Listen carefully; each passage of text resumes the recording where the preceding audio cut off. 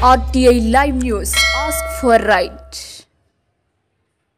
RTI Live News కి స్వాగతం. కొమరూమి మాసిఫాబాద్ జిల్లా సిర్పూర్ టీ నియోజకవర్గంలోని సిర్పూర్ కాగజ్నగర్ మండలంలో ఉన్న పద్మశాలి భవనంలో టీఎస్ యూటీఎఫ్ జిల్లా అధ్యక్షులు వైద్యశాంతి కుమారి అధ్యక్షత నిర్వహించిన జిల్లా మహాసభలో ఏర్పాటు చేసిన మీడియా సమావేశంలో తెలంగాణ రాష్ట్ర ఐక్య ఉపాధ్యాయ ఫెడరేషన్ టీఎస్ యూటీఎఫ్ రాష్ట్ర ప్రధాన కార్యదర్శి చావా రవి ముఖ్య అతిథులుగా పాల్గొని ఈ సమావేశంలో కాగజ్నగర్ ఎంఈఓ ప్రభాకర్, రాష్ట్ర కమిటీ సభ్యులు చక్రపాణి, జిల్లా ప్రధాన కార్యదర్శి సోయం ఇందూరావు, హేమంత్, ప్రీతి, రమేష్, ఊసన్న, రాజ్ కమలాకర్ రెడ్డి, దుర్గయ్య, మీనా, హరీష్, సిఐచు నాయకులు ముంజం శ్రీనివాస్, సిపిఎం నాయకులు ముంజం ఆనంద్ కుమార్, కోటా శ్రీనివాస్, ఎస్ఎఫ్ఐ సాయి పాల్గొన్నారు.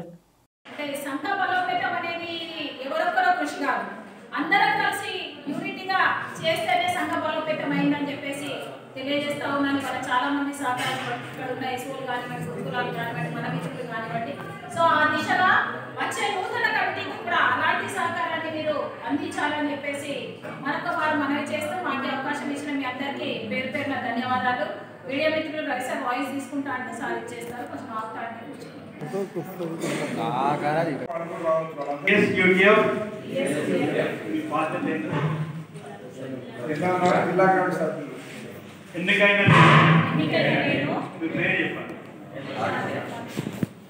తెలంగాణ రాష్ట్ర ఐక్య ఉపాధ్యాయ ఫెడరేషన్ నిబంధనలకు పాలసీకి కట్టుబడి ఉండి అవినీతికి వ్యతిరేకంగా రాజీ లేని పోరాటం చేస్తూ సదా ఉపాధ్యాయుల సంక్షేమానికి విద్యాభివృద్ధికి చేస్తూ త్యాగబుద్ధితో నడుచుకోగలనని ప్రతిజ్ఞ చేయుచున్నాను.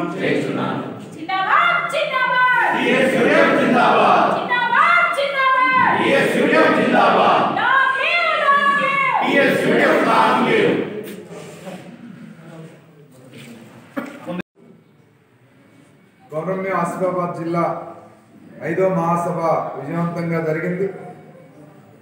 ఈ మహాసభ సందర్భంగా మరి రాష్ట్ర ప్రభుత్వాన్ని కొన్ని తీర్మానాలు ఆమోదించారు, కొన్ని డిమాండ్స్ చేస్తూ ఉన్నాం.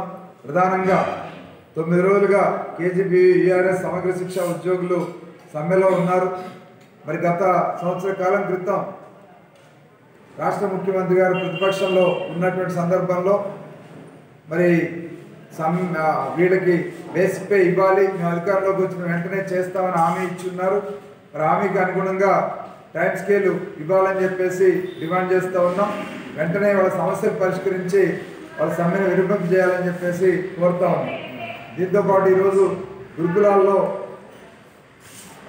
అశాస్త్రీయమైనటువంటి పనివేళలు అమలు జరుగుతూ ఉన్నాయి. ఆ పనివేళల్ని సవరించి విద్యార్థి చట్టం పేర్కొన్న విధంగా 9 to 4:30 పాఠశాలలు నడిచే విధంగా చూడాలని చెప్పేసి ప్రభుత్వాన్ని డిమాండ్ చేస్తూ ఉన్నాం. అట్లాగే గురుకులాల్లో పనిచేసే ఉపాధ్యాయులకి శ్రమకు తగిన వేతనాలు ఇవ్వాలి.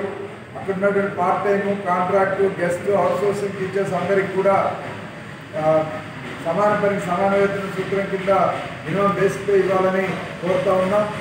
దాంతోపాటు మరి ఈరోజు